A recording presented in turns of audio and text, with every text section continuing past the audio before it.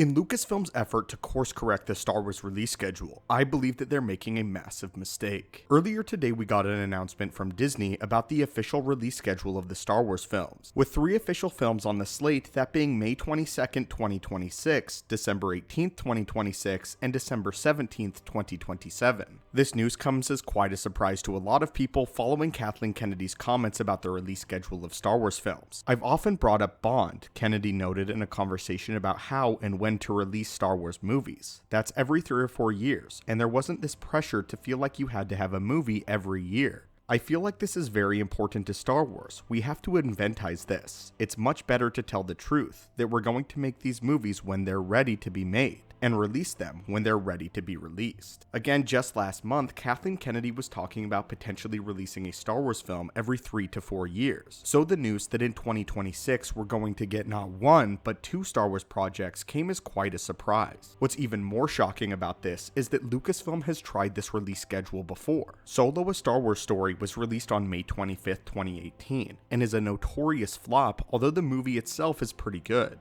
Although the original Star Wars movies all released in May, a lot of fans like the December release, such as myself. But even beyond that, that isn't the biggest problem. The biggest problem is cramming 2 Star Wars projects, live-action films, back to back. Lucasfilm is likely thinking that they can follow the release schedule of Disney Plus shows, but I think that they have to approach making a Star Wars movie much differently. Having 2 Star Wars projects so close together means that Lucasfilm and Disney is more interested in getting Star Wars back on the big screen as quickly and as frequently as possible, not allowing sufficient time for production or prioritizing storytelling and characterization. The big screen is very different from the small screen. Star Wars has transitioned from a very well-paced and carefully crafted series of films to a rapid and overwhelming stream of content. It's not a bad thing to have a lot of Star Wars, but this directly contradicts what Kathleen Kennedy was saying just a few months ago, and really shows Lucasfilm's desperation to get Star Wars back on the big screen on a massive scale, releasing a Star Wars film every single year, and 2 in their first year returning to cinemas. In my own personal opinion, the best release schedule for a Star Wars film is every 12 to 18 months. And although Lucasfilm appears to be following this after their May 22nd release, I do think it's a dangerous game releasing 2 Star Wars projects so close to one another, especially with Disney Plus also involved. Another important detail about this news is Lucasfilm wanted to get a Star Wars project off the ground before 2026 in the year 2025. So it's an interesting decision to push that film back, and to have 2 Star Wars projects so close to one another. The most likely for these projects are of course that one is the Rey Skywalker film, and the other could be Dave Filoni's Heir to the Empire, meaning that we could get the 2nd season of Ahsoka sometime in 2025 to build up to the big event feature.